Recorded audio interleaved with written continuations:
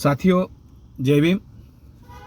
मी सतीश आडुरकर, आंबेडकरी चळवळीचा कार्यकर्ता, अभ्यासक. आज 26 जून, सामाजिक न्यायाचे प्रणेते, आरक्षणाचे जनक, लोकराजा राजश्री छत्रपती शाहूजी महाराज यांचा जन्मदिवस, यांची जयंती. या जयंतीच्या आपल्या सर्वांना लाख लाख शुभेच्छा देतो आणि राजश्री शाहू महाराजांना कोटी कोटी अभिवादन करतो. साथियो, जर या देशामध्ये बहुजनांची जर प्रगती व्हायची असेल तर त्याला आरक्षणाची जोड असली पाहिजे.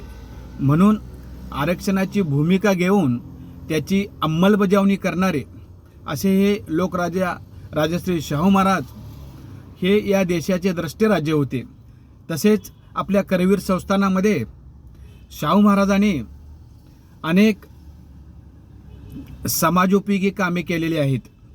फक्त आरक्षणाचे जनकच म्हणून एवढ्यापुरतंच त्यांना बिरुदावली लावून चालणार नाही. त्याच्याही पुढे जाऊन जातीभेद देखील नष्ट करण्याचं काम या ठिकाणी शाहूजी महाराजांनी केलं.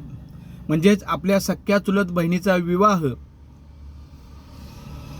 शाहू महाराजांनी एका धनगराच्या घरी लावून दिला, हा इतिहास आहे. आणि म्हणून राजश्री शाहू महाराज हे फक्त बोलणारे सुधारक नव्हते, तर करते सुधारक होते. आणि म्हणून या जयंतीच्या निमित्तानं त्यांना अभिवादन करत असताना एक गोष्ट आपल्या ठिकाणी या ठिकाणी मी अधोरेखित करतो.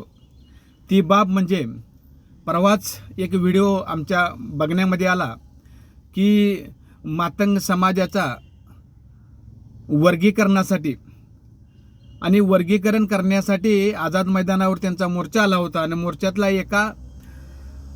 त्यांचा कोण नेता कार्यकर्ता आहे, तर त्यांनी बोलताना बोलले की हा महाराष्ट्र फुले शाहू आंबेडकरांचा नसून हा महाराष्ट्र सावरकरांचा, गोळवळकरांचा, अण्णाभाऊ साठेंचा आहे. हे उद्गार त्यांच्या तोंडून ऐकलं आणि ऐकून मन एकदम खिन्न झालं की बाबा रे, या देशामध्ये फुले शाहू आंबेडकरांचाच महाराष्ट्र का बोललं जातं. त्याच्या कारण आहे, कारण सामाजिक न्यायाचं काम या देशामध्ये मनुस्मृती नावाचा जो कायदा होता की ब्राह्मण, क्षत्रिय, वैश्य आणि शूद्राला कोणत्याही प्रकारचा हक्क आणि अधिकार नव्हता. शूद्र हा गाव कुसाबाहेर राहत होता, तर त्या गाव कुसाबाहेरच्या शूद्राला माणसात आणण्याचं काम जर कुठल्या महापुरुषांनी जर केलं असेल तर त्या महापुरुषांची नावं आहेत फुले शाहू आंबेडकर. जसं फुल्यांनी या देशामध्ये स्त्री शिक्षणाचे उद्धार करते त्यांना बोललं जातं. महाराम मांगांचे आणि बहुजन समाजाला शिकवण्याचं काम फुल्यांनी केलं.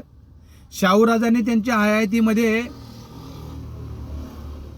जातीभेद नष्ट करण्यासाठी अनेक कामे केलीत.